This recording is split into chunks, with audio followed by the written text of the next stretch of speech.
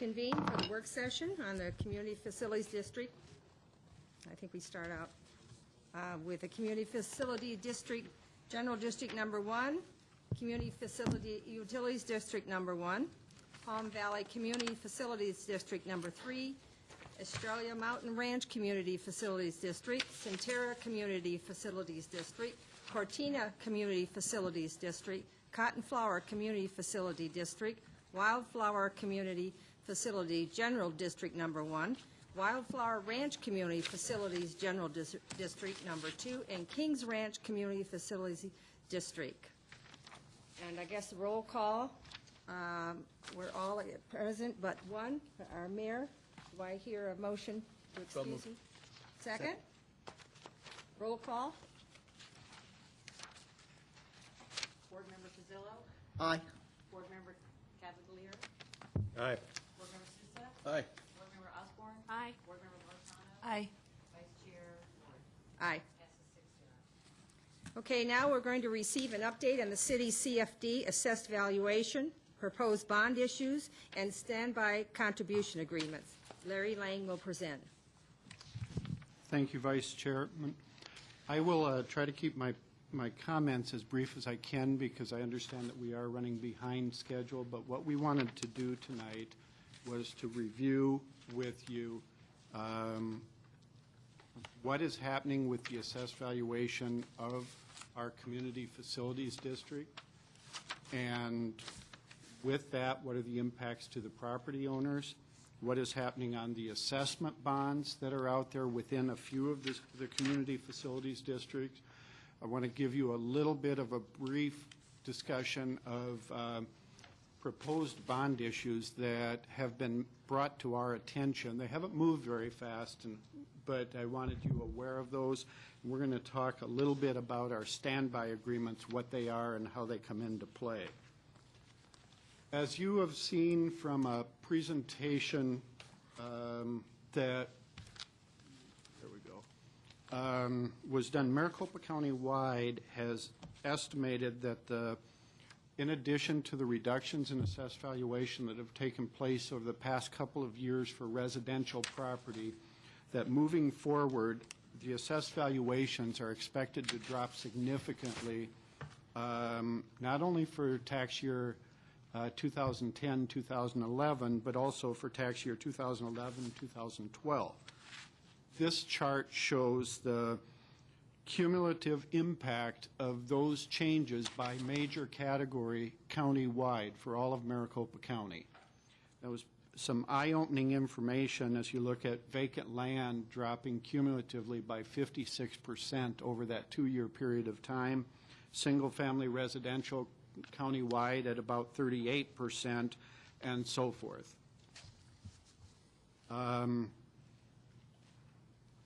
We have specific estimates.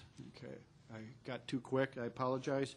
We have specific estimates of the assessed valuation, not only for the upcoming fiscal year of 2010, 2011, but also for the 2011, 2012 fiscal years for each of the community facilities districts.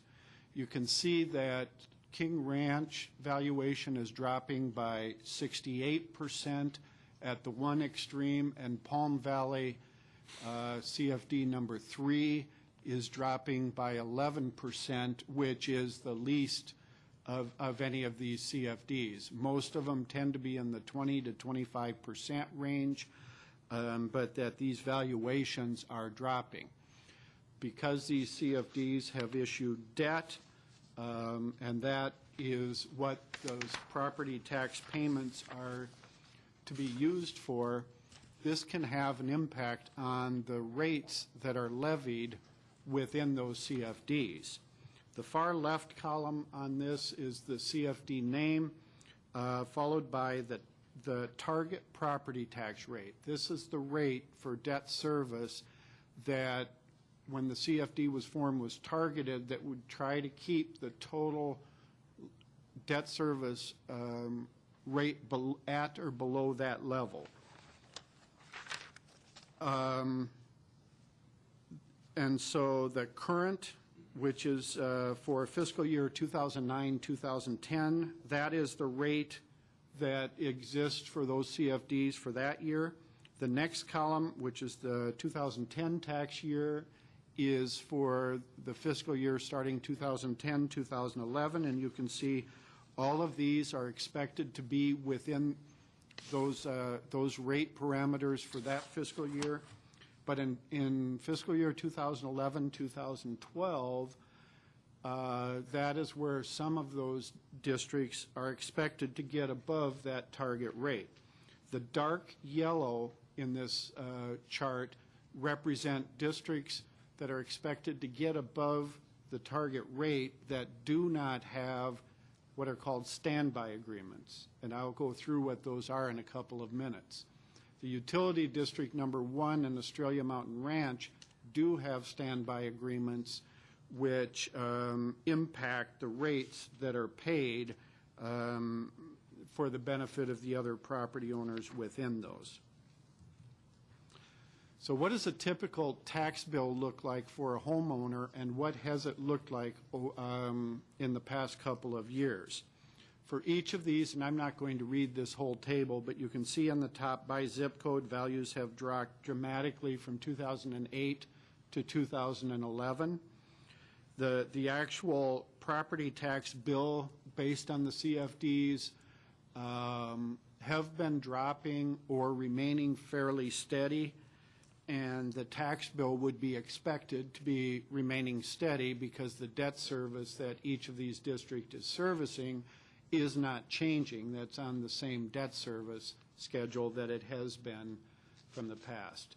The median home values that we used on this chart were the median home values for the zip codes, but as we went through some of these areas, we tested some values for these property taxes with specific parcels within those developments just to make sure that the numbers weren't too far out of line. And they weren't? And they weren't. We adjusted this schedule to meet those in many cases.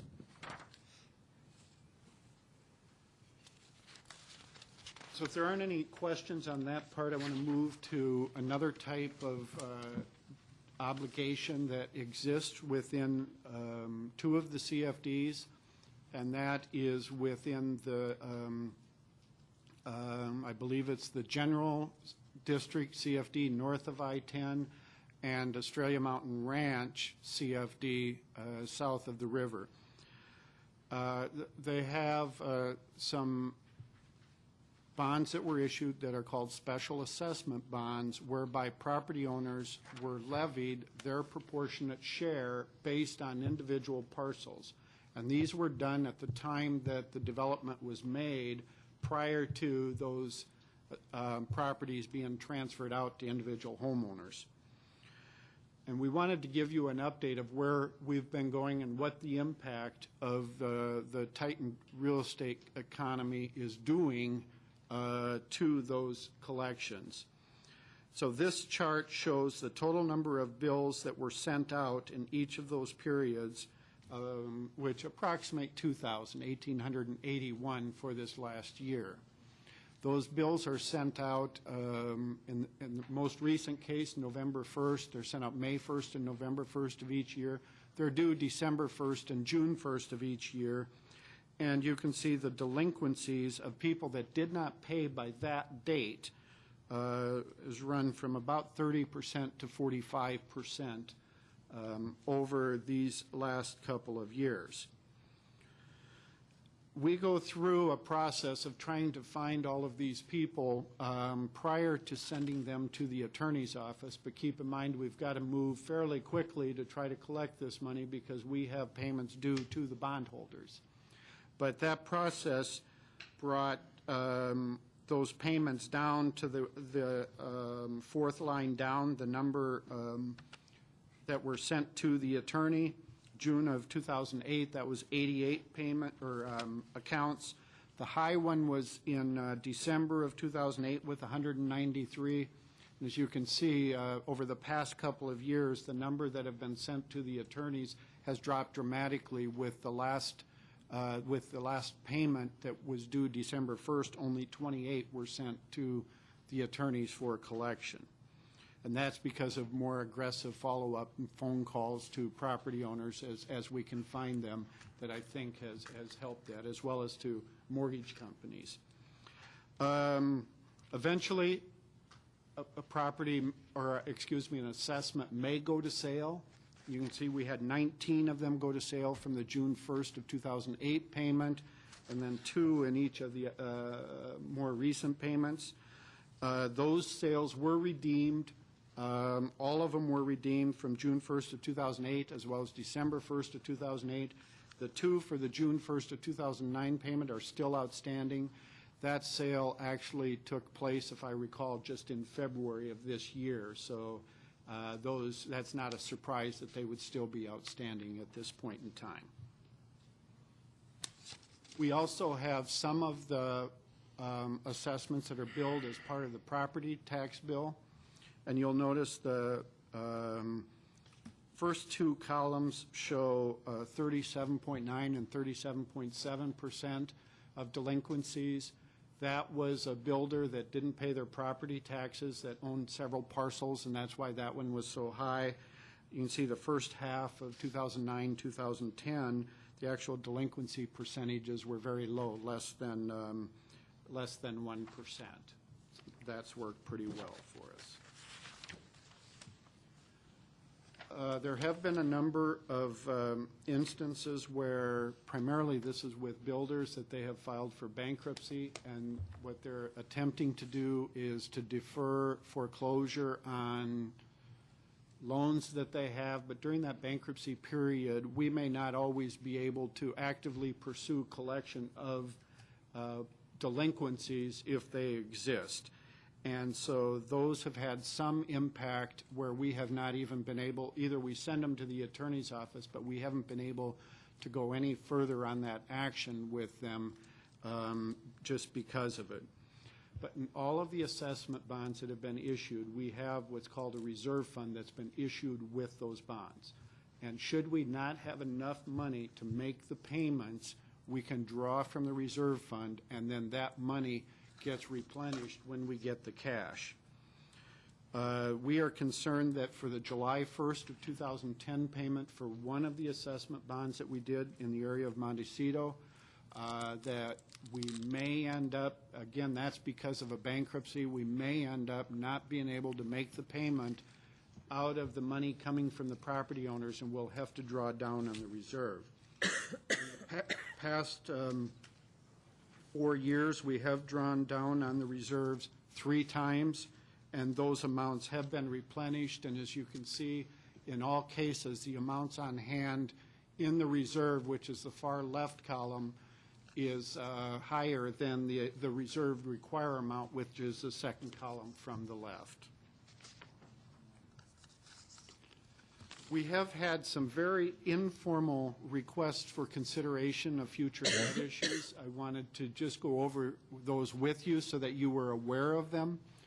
One is from the Centera CFD, and in fact, I met with the developer from that as recently as a week ago today, I believe it was. They, as you'll notice or recall from the previous charts that we have, they are still below the maximum or the target rate that we've established for that CFD, but they're getting ever close to it. They've asked for us to look into issuing an additional GO bond, even if it's a few $100,000. At this point in time, we haven't really done much with that. We're doing an information exchange back and forth.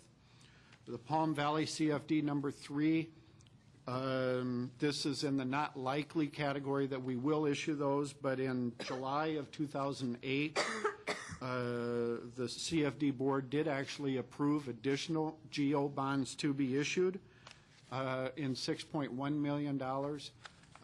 The developer, Suncor Corporation, withdrew that, or basically said that it was a bad time to go to market because you couldn't sell those bonds at all at that point in time. And today, we would require them to go through an application process, which I would consider unlikely that we'll even have that discussion. And finally, we've had some discussion, or had a few inquiries made of us from Newland Communities about an additional CFD there to recover costs. I believe it was also in the Montecito area. Those have not been a formal request. Those have just been general discussions of doing bonds there. Finally, I'd like to talk just a little bit about standby agreements, what those agreements are. A standby agreement is a provision that was adopted by the district board in 1998, and what its intent was to reduce the frequency of bond issues so that people weren't coming in every year on each CFD asking for an additional bond issue. And it basically, the concept behind it was that bonds would be issued at an amount greater than the target property tax rate, but that the developer would guarantee that excess payment over the property tax rate. We had certain requirements that were required of the developers to even qualify for a standby payment. And we have 2 standby agreements currently in effect with the Utilities District Number 1 and Australia Mountain Ranch. We have 3 of which have been released in prior years, which includes Centerra, both the Wildflower Ranch and Cottonflower CFD. Cortina has requested that theirs be released, and that has not happened at this point in time. And with that, I'll accept any questions that you may have. Any questions for the? I have a quick question. On your page 2, it's the first, second, third, or sorry. I think it's about the 5th slide for Palm Valley 3. It goes from 5, and I just wanted to know if this was, it just seems like it's an awful large jump and it jumps back up. $554 down to $29? Yes.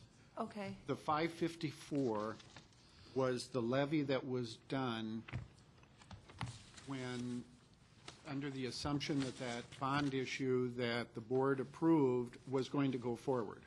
Okay. And after that, it didn't go forward. We had the cash, and you cannot levy the money if you've got the cash. So it dropped dramatically for 1 year. We knew it would, and then it goes back up. And that's why it levels off? Right. Okay, thank you. And I was asked, very good, the slide before that, I missed, I had a couple of asterisks on there that I did not specifically identify. That was Utilities District Number 1 and Australia Mountain Ranch. Those are the 2, the lighter yellow. They're also asterisk. Those are the ones that have standby agreements. I apologize for that. I'm just curious, how does one get released from a standby agreement? It would seem to me that the standbys were a protection, and yet we released them. So since there were provisions within the standby agreements that dealt with the level that it went without them making a draw on it, where the property owners were paying sufficient levies to make that payment. I believe it was 3 years in a row. And those that got released had met those criteria. Any other questions? Larry, thank you. That's a good Thank you. report.